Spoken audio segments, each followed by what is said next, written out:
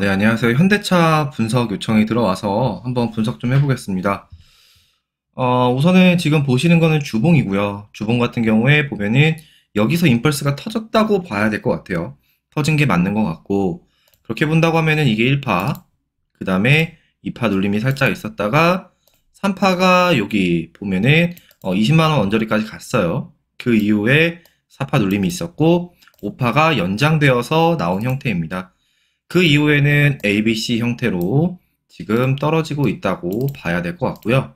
그렇다고 하면은 이 ABC 형태로 떨어졌을 때 최저점은 어디인가? 어디에서 과연 매수를 들어가야 되는가? 이 하락의 끝은 어디인가? 이게 가장 궁금하실 것 같아요.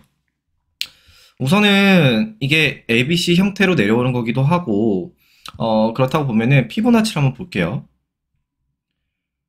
피보나치를 한번 본다고 하면은 대충 요 정도 구간이 되는데 이거를 그대로 아래로 적용시킨다고 하면은 네, 이런 식으로 일단 적용을 시켜놨고요. 이렇게 본다고 하면은 이제 거의 하락의 끝부분에 왔다라고 보시면 될 것 같아요. 그래서 우선적으로 지금 보시면은 여기 라인, 158 라인, 그리고 많이 떨어진다고 하면은 14 라인까지.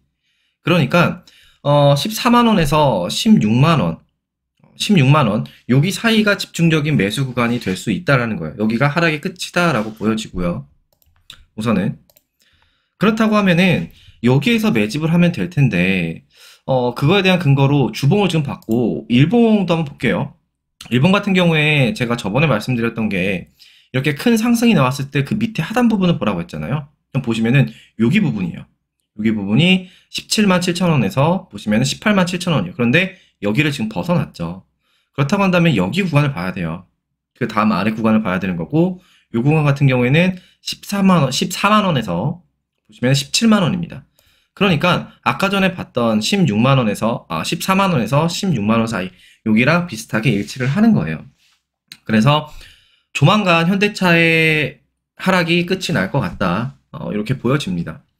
다만 지금 의문이 굉장히 많이 껴있어요. 그렇기 때문에 다시 한번 1파가 만들어지고 하려고 하면은 조금 시간이 걸릴 수 있습니다. 굉장히 왔다 갔다 하면서 개미털기는 진행이 될 가능성이 높아요.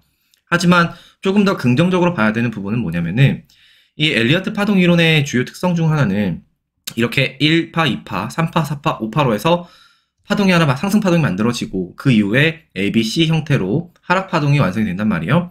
그 다음에는 다시 상승 파동으로 전환이 됩니다. 그러면은 이게 전체의 큰 1파가 돼버리는 거예요.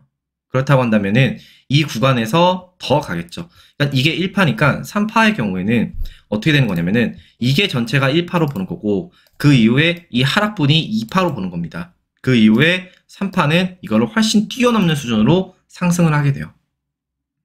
그 관점을 본다고 하면은 대략적으로 3파 같은 경우에는 1파의 1.6배에서 2.5배까지 연장되는 성질을 가지고 있습니다.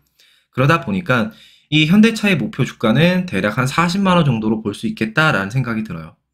이게 저한테 엄청나게 큰 돈이 있어요. 그런데 그거를 어디다가 넣어야 될지 모르겠어 라고 한다면은 저는 현대차가 16만 원이 깨지는 순간부터 계속해서 매수를 할 것 같아요.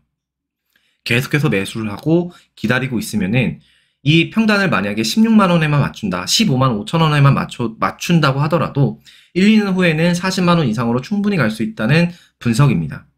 차트상으로만 보면 그렇습니다. 그리고 제가 저번에 삼성전자 말씀드리면서 이 121선 깨고 내려오면 그때부터 잡아야 된다. 그렇게 말씀드렸잖아요. 이 현대차가 미리 선행을 하고 있는 거예요. 보시면은 주봉에서 이 121선을 깨고 내려왔습니다. 그래서 패닉셀이 지금 나오고 있는 상황이에요. 근데 여기에서 멈추지 않고 더 내릴 가능성이 있어요. 하지만 그 하락폭은 크지 않다. 내릴수록 감사합니다 하고서는 거기서 매수를 들어가시면 돼요. 그러니까 종가만 보고 계속해서 들어가시면 돼요.